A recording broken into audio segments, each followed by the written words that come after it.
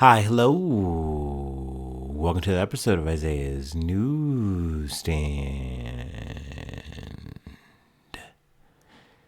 It's your host, Isaiah Edwards. The date is November the 16th, 2025. Hopefully this episode finds you well, in good spirits and high hopes. As for me, I'm doing pretty good. Hopefully you had a good Sunday. Hopefully it was a fun day. Hopefully you had a great Saturday as well. I'm sorry I missed you. It's been a good weekend, much better than the week. I decided to take an off day for Saturday and just sleep and enjoy it the best I could. So we'll go ahead and just do a rundown for the weekend, and then, we'll get into our usual. But yeah, so Saturday, we wake up pretty early, and I'm like, all right, let's just hang out. Let's just chill. Let's do a little gaming. Let's just hang out. And then still pretty early in the morning, I want to say around like probably 10-ish or so, I wind up getting to the gym, and I was still pretty sore from the night before working out. We went pretty heavy, went pretty hard. So I said, okay, let's compromise here. And, I don't want to take a full day off or rest day or anything like that. So let's just be pretty light. Let's not go too strenuous. Let's start with our filler work that we have been missing throughout, most of the week and, see where we're at. So I do that. And then, I noticed the whole time that the Smith machine is open, and I'm like, okay, I got to get on. I got to get a little bit. But I do it light, so I run, my whole little circuit there. Then I do the free weights, run a set there, my whole little, routine. And then after that, I'm like, all right, I'm good. I'm satisfied. Let's go ahead and do some cardio. Cardio was solid, not too bad. So yeah, overall a good gym session, just not as intense as I usually like for the weekend, but it kind of worked out just because I worked out harder on Thursday. Friday was good. So I was like, all right, let's just, have a little bit of a low key Saturday, especially because I was planning on going out. So after working out, I get home. And this would be where I usually like to, start setting up for another episode. And I sit down and I just see like I only have like a couple of stories, nothing that I really like want to cover and get into the nooks and crannies about. So I was like, all right, let's just maybe take a nap and then see where we're at. And I took a pretty fat nap, and woke up around the, afternoon time. And I was like, all right, so what are we doing? What's going on here? And I was like, yeah, I don't think I'm going to podcast today. I think I'm just going to get up, take a shower, and then go hang out with my friends. So yeah, that was the move. That was the motion. And I wound up getting to Northside a little bit earlier than I normally do, but it was nice. I, got to see the homies. We started off with Morsel and Nosh, little delicatessen. It's like a delicatessen. It's also got like a bit of convenience store element to it. But yes, very nice, very yummy food. I ordered it's called a John Adams, but I tweaked it up a lot, so I wouldn't call what I have necessarily a John Adams. But at the core, it's a John Adams, which is essentially just a BLT, bacon, lettuce, tomato. I added Munster cheese, and I put it on a bagel as opposed to the wheat bread that they normally put it on. Then I got it toasted. So it was yummy. It was great. And then I was kicking myself because I didn't get a pickle on the side. That is just such a good... anytime I'm getting a deli sandwich, I would prefer to always get a big old pickle on the side, sliced up so I can just ready to... I love them. But I didn't do that. I was kicking myself for that. But I did get a bag of jalapeno or pickled jalapeno chips, and they were fire. They were so good. So, we have that. We sit down at Northside Tavern, a little bar, that we like to go to, and, we're munching on some food. And I had already told my friend, I'm like, look, I know we are at Morsel and Nosh. I got here early, but I gotta get a slice of pizza. I just gotta do it. You know what I mean? It's been a week. It's not just a week. It's been a week since I have been in Northside. So I was like, I'm fiending some pizza, But at the same time, I was definitely loving that sandwich. It was so good. It was so yummy. So we hang out there for a little bit, have like a drink, then Go down to Chameleon. I get a slice of pepperoni in an order of Cajun fries, and of course, it was bomb.com. They had some other slices, but I was already filled up. The Bianca was like a bacon slice, and then the vegetarian was also good. Had some potato action on there. We'd love to see it. But yeah, was just doing the pepperoni and the Cajun fries. Very good. Hit the spot. I'm just food maxing at this point, just being a little Pac-Man. But yeah, that and some PBR went down nice and smooth, baby. But yeah, then we bounced back to Tavern, hung out a little bit more. Then we go to our classic little dive bar, little cash bar, Junkers, and we hang out. It's homie time. It's good. At this point, we got a few of the gang. We're just chilling, low-key vibes. Then from there, we roll back to HQ, which is my friend's house, and we're chilling. And where we eat more food, which I was very hyped for. Because I'm watching, like, my friend, he goes, hey, I'm going to make a tortilla bowl or something to that effect. And I was like, or essentially just breakfast tortillas. That's what I believe was said. And I was like, oh, hell yeah. We've done that before. Business as usual. But I'm kind of peeping out, I'm peeping out my eye. I'm seeing like, okay, he's kind of he's laying some stuff out in the pan. He's getting some oil. I'm like, okay. And, also mind you too, this is a bit of a side. I have never been a big pear enjoyer. Usually I'm just not a biggest fan of the taste, but my friends had some pears. So I was like, hey, could I try a pear? It's been so long. And they split a pear with me. And I gotta say, still not my favorite fruit, but it's definitely, I could come back to the pear again. I think I've been a little too hard on it. It's got an interesting little mellowy, crisp flavor. I know there's like varying pears that you get. Anyway, back to this tortilla situation, right? So he's frying up some tortillas, I'm realizing. Awesome. Love that. Then there's some eggs. They're getting cooked up. They're getting scrambled. Then, puts it all in a bowl, put some salsa in there, put some cheese in there. Holy, like, don't get me wrong, everything I ate was a hit, but this with some alcohol in me was going crazy. It was so good, so yummy. Mwah. Shouts out to the chef, did his thing. So yeah, that was a treat. That was a little tasty. But yeah, that was my Saturday night.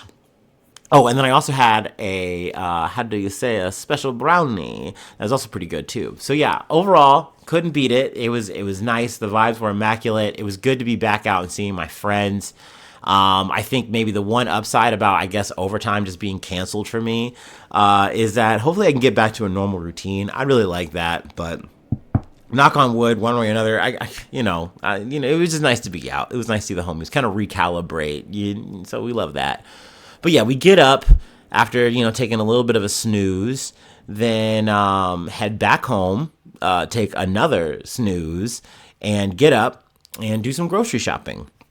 Which I gotta say, this was an L grocery run. It was a cursed, grocery run. It was very busy. I don't know if maybe it was just like, typical Sunday around, noon energy, or because the football game, we had like a big, like, Bengals versus Steelers. That's a big rival game. Maybe people were getting like their snacks and things for a party. I don't know. But there's too many people in that motherfucker. It was thick as fuck. And, I get all my groceries. This is essentially an essentials run, which, hey, I'm glad I didn't need too much extra, because even with that, it was around $60 to get everything I needed. But the biggest problem I had was the 2 fucking bags of rice I got, the little cheapy ass bags of rice. They both had holes in them. So I'm over here trying to wring them out, and they're just leaking out rice. And I'm like, you've got to be kidding me. So I don't want to be a huge asshole. I don't want to like hold up a line or anything like that at the self-checkout. So I just put them to the side. I wring out the rest of my order, and I get out of there, and I come back in to get a new bag.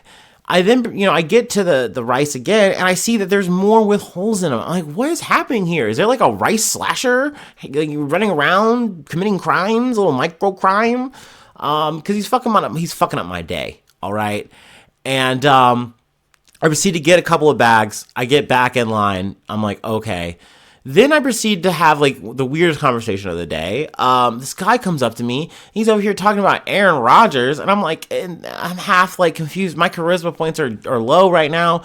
I'm like, who? What? Oh, yeah, Aaron Rodgers. I guess he's gonna be doing good today. Like, yeah. I bet he's gonna just like be slacking the Bengals. Blah blah blah blah blah. And then I fully realize what he's saying, and I'm like, oh yeah, man, maybe. Like, brother, I really don't give a shit. But even if I did give a shit, I'm not rooting for the goddamn Steelers. Shut the fuck up. Get out of my face, bro. Like, and then I proceed to hear him walk past me and then have the exact same conversation again. Like, this is clearly one of those people who's like a Steelers fan and like, whatever, like the team you like, whether they're the home team, away team, rival team, whatever. But like bringing around troll energy in someone else's like, like home state city situation. It's just weird. You're just a weirdo. Like, by all means, embrace the nature that you have, the role that you want to play. Awesome. But like, also, I hope a tomato hits you in the back of the fucking head. I don't know what to tell you, man. Like, you're weird. Get out of my face. I'm trying to get this stupid rice.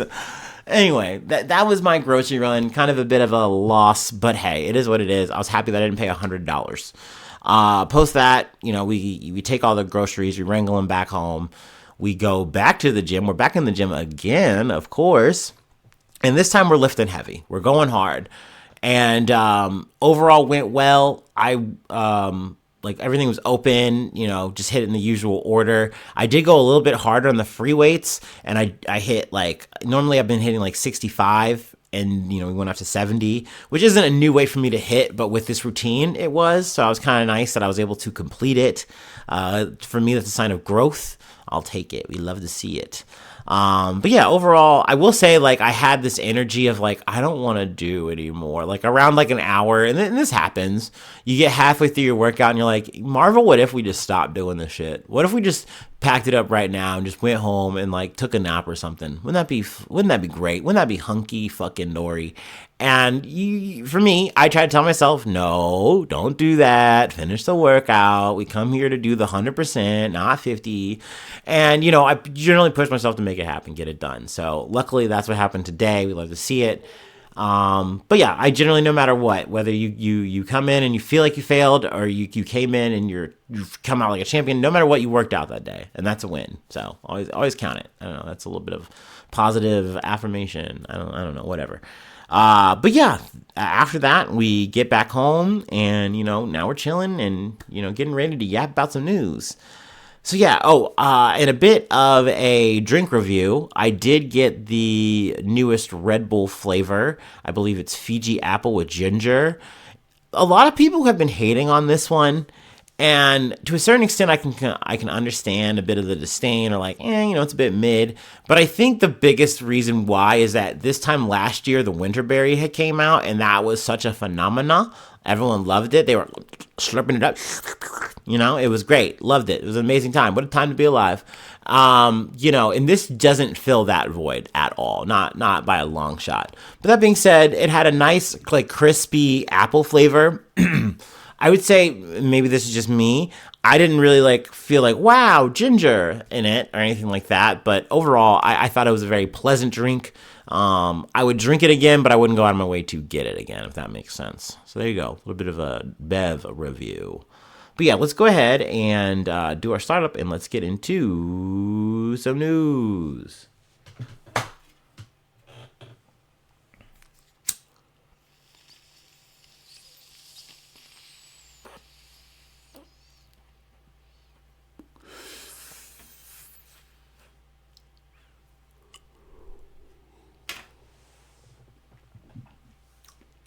Ooh.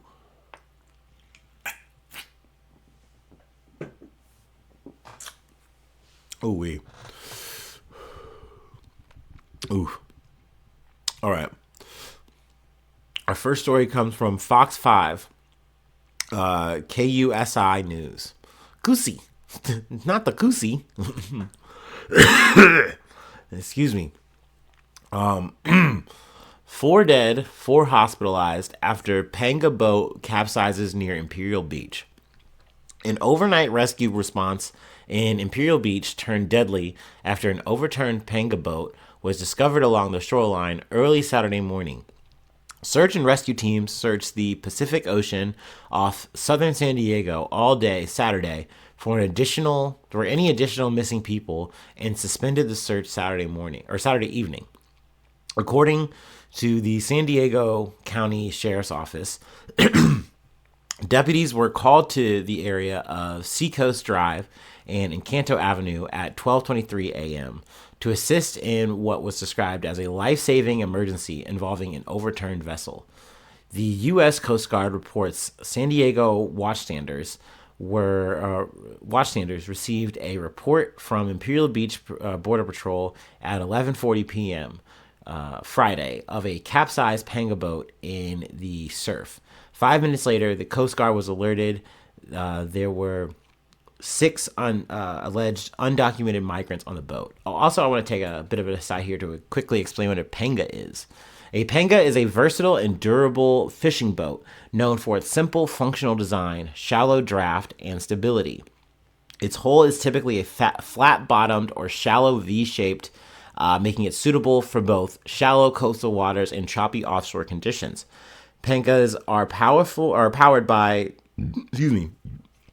a single outboard motor and feature an open deck layout that provides ample space for activities like fishing, transporting goods, or taking passengers on tours. Now that sounds all well and good, but in this situation, this would be what I'm assuming a very crowded boat, and not very easy to be comfortable and get around. And then I imagine if something really drastic happened at sea, in the ocean, you'd be pretty fucked. But yeah, let's continue. Let's see here. One undocumented migrant was pronounced dead at the scene by EMS, while another migrant was found under the capsized boat and rescued, according to the Coast Guard. At 1:45 a.m. Saturday, Coast Guard Sector San Diego received a report from a Good Samaritan of a person in the water near the Imperial Beach Pier. Rescue crews were diverted to the location, and 3 people were found in the water, who were transferred to Ballast Point, the Coast Guard said. All 3 people were pronounced dead. In total, 4 people died in the incident. Another 4 were taken to a nearby hospital, and 1 person was taken into custody by Imperial Beach Border Patrol, the Coast Guard confirmed. Several of the suspected undocumented migrants claim Mexican nationality. Others remain unidentified. So I don't think we have any indicators on what caused the boat to flip or anything like that. If I do get any more details from the situation, then by all means we will definitely come back for an update. There are more details here available, but just kind of pertaining to the moment. But yeah, we're gonna go ahead and move on though from this story to actually Iran. So from one boat, smaller boat, to a much bigger boat. But yes, from the BBC, Iran confirms it seized tanker in Strait of Hormuz. Iran's Islamic Revolutionary Guard Corps, or the IRGC, has confirmed it seized a tanker on Friday morning in the Strait of Hormuz. The Talara tanker, sailing under the flag of the Marshall Islands, was traveling from the United Arab Emirates, or the UAE, to Singapore. The IRGC said it was found to be in violation of the law by carrying unauthorized cargo, but did not provide details of the violation. Reports suggest it was carrying high-sulfur gas oil. Iran has periodically seized tankers and cargo ships traveling in and around the Persian Gulf, which is a key global shipping route for oil and liquefied natural gas. Sorry. It has often cited maritime violations such as smuggling or legal issues. Granted, I don't know if this is something that they are actually trying to combat in that, in this situation, and that's why they actually, apprehended it, or if this is just for some kind of, political tactic situation. I'm not sure. I don't want to overly speculate either. Maritime security company Ambry said the Talar tanker had departed from Ajman in the United Arab Emirates and was headed south through the Strait of Hormuz when it was approached by 3 small boats, after which it had made a sudden course deviation. The U.S. Navy's 5th Fleet, which patrols the region, said on Friday it was actively monitoring the situation. So yeah, once again, I mean, there's details that we could run through, a little bit of flashbacks, if you will, but I'll keep you posted if I hear any more on the situation. I don't know. I haven't heard much coverage on it, like, even just listening, BBC or whatever. I'm just reading this. I saw this and I was like, okay, like, sure. But once again, I don't know how major this news is. We'll see how it unfolds maybe throughout the week, and, maybe we'll come back to it. But let's see. We are now, we're keeping it international. We're hopping along from the BBC yet again. South Africa to investigate mystery of plane load of Palestinians. South African President Cyril Ramaphosa says there will be an investigation into the mysterious arrival of a chartered plane carrying 153 Palestinians from Gaza into the country. The group arrived at OR Tambo International Airport, but were initially refused entry and were stuck in the plane for more than 10 hours as they did not have the customary departure stamps in their passports, local authorities said. Most were eventually allowed in after intervention from a local charity and because of the government's empathy and compassion, Ramaphosa said. The circumstances of their departure from Gaza and travel to South Africa remain unclear. South Africa has maintained strong support for the Palestinian cause throughout the war between Hamas and Israel in Gaza. Ramaphosa said the group somehow mysteriously were put on a plane that passed by Nairobi and flew to South Africa, reports the News 24 site. Israeli military body Kogat, which controls Gaza's crossings, said in a statement, the residents left the Gaza Strip after Kogat received approval from a third country to receive them. It did not specify the country. According to the Palestinian embassy in South Africa, the group left Israel's Ramon airport and flew to the country via the Kenyan capital Nairobi, without prior note or coordination. A statement from the embassy said an unregistered and misleading organization had exploited the tragic humanitarian conditions of our people in Gaza, deceived families, collected money from them, and facilitated their travel in an irregular and irresponsible manner. The BBC has asked the Kenyan government for comment. Of the 153, 23 managed to fly on to other destinations, leaving 130 who were admitted into the country, South African authorities say. Ramaphosa, speaking during an event in Johannesburg, said he was informed of the unfolding crisis by the Home Affairs Minister. In response, the president said, "We cannot turn them back," according to News 24. Even though they do not have the necessary documents and papers, these are people from a war-torn country. The president also told reporters the South African government would carry out a proper evaluation of the matter and update the public on what is happening and how this matter came to be and where it is, according to public broadcaster SABC. So, speculation hat on. I'm guessing that this is something that maybe Kenya was able to turn into some kind of money scheme or grift or something, or maybe not Kenya, maybe something entity in Kenya using, the situation, exploiting it and saying, hey, we're going to take the money and then we're just going to send you anywhere.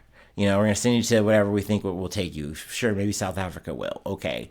Obviously, this is a very unfortunate, very confusing situation. You're trying to get out of a devastating situation where you live, where your home is. That's already sad. That's already traumatic enough as it is. And then you are literally flown and dropped off into, the complete unknown. And to the people who are saying, oh, you're not supposed to be here. Why are you here?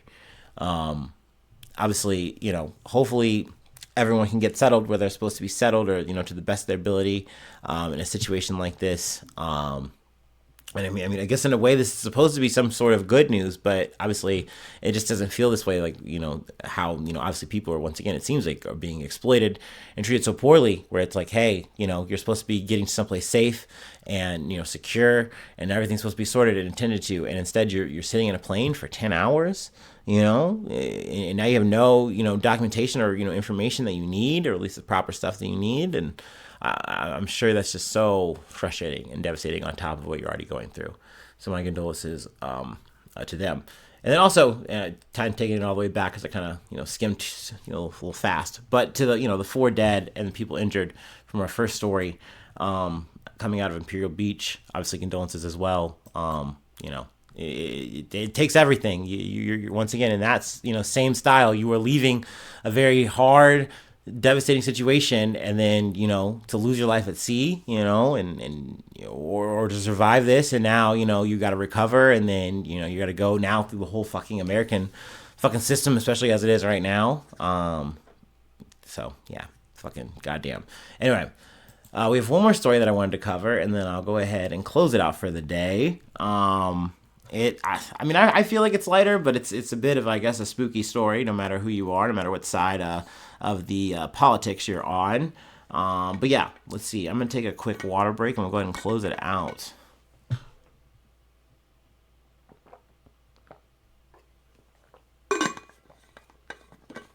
Oh, man.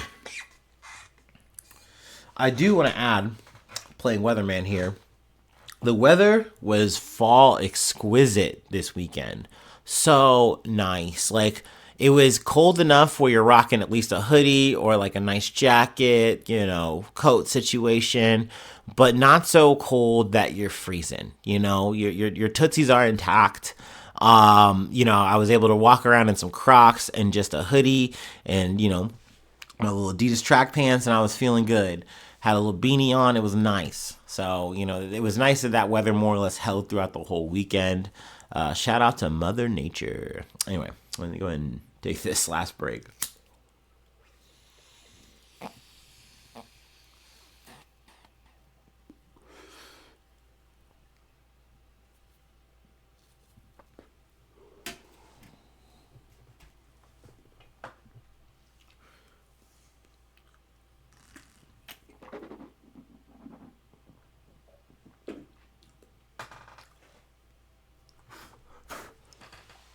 All right. Ooh wee. Oh boy. I'm getting the visions. From ABC News. FBI charges New Jersey man for alleged property damage in federal prosecutor's office.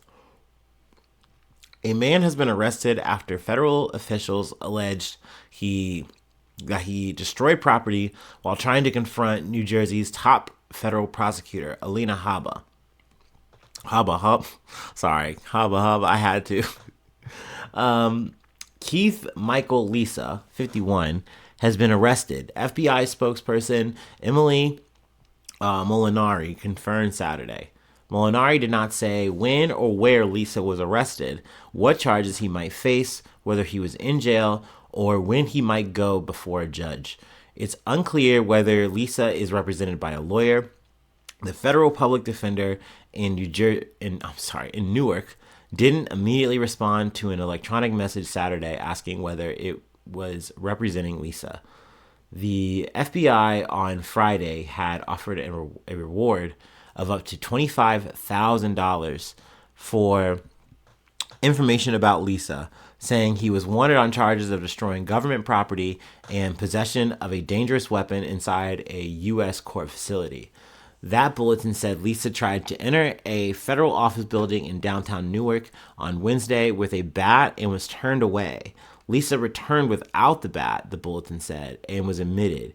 He then went to the U.S. Attorney's Office where Habba works and destroyed property, the bulletin says. Now, I wonder if there actually is a protocol where they had to let him in if he just came in without a bat. Because to me, I'm thinking if I'm the same guy and this guy came in with the fucking Louisville Slugger, and I go, no, man, you can't come in here with that. And he goes, okay, and then comes back later with nothing. I'm not going to be like, well, then I guess I'll let you in, but maybe you have to because it's like a government building kind of situation or something. Because to me, I'm like, nah, bro, nice try. Like, don't, like, maybe a day or something, cool off. Like, whatever you're up to, chill. Like, but maybe, once again, maybe you can't do that. Maybe I can't, like, just check a vibe. Attorney General Pam Bondi, you know her, you love her, Scam Blondie, wrote in a post on X on Saturday that the FBI, U.S. Marshals, and U.S. Homeland Security investigations had worked together to arrest Lisa. No one will get away with threatening or intimidating our great U.S. attorneys or the destruction of their offices. Habba was previously President Donald Trump's personal lawyer, representing him in various cases and acting as his spokesperson on legal matters. She served as a White House advisor briefly before Trump named her as interim U.S. attorney in March. Oh, excuse me. Oh boy, got a little burp action. But yeah, we've covered Habba a little bit. I find her to be a very curious case in her, career trajectory. And that's still an ongoing thing. It's still in the legal process. It hasn't been ruled on as of yet. But I mean, I think she's still obviously, top dog in New Jersey. So I guess we love that for her. Another aspiring, inspiring girl boss story, I guess. But no, I mean, I'm hoping that she doesn't keep this job. It just seems weird that Trump can just wave a wand and just like say, hey, we know that there's rules here, but I don't care about them. You know what I mean? Like, yeah, you guys like didn't want her to actually be the attorney and you wanted this other person. Well, we fired that person. So why don't we just go ahead and put her in? And it's like, no, dude, that's just not how this works. That's not how any of this works. And, Trump just shrugs and says, I don't care. Pam Bondi says, make it so. So I don't know. We'll see. But that all being said, set that aside, I guess. Obviously, someone coming through, trying to fuck up someone's office. What is that accomplishing? What are you doing? Your one man January 6th style, expression? Like, it's a temper tantrum. It's not solving anything. It's not doing anything. And it's just going to get you into fucking trouble, potentially going to hurt someone, whether it's Habba, whether it's, some staff person, some person who's just working that day. It's not worth it, man. It's fucked up to do. So, like I said, it doesn't matter what side of the aisle you're on or whatever you're fucking up to. That shouldn't be something you're dealing with, right? So, anyway, that is where I will leave it for today. That is the news that I have assembled for you. But yeah, there's no shilling on Sunday. At least I try to not take you to Shillington. Ye old Shillington.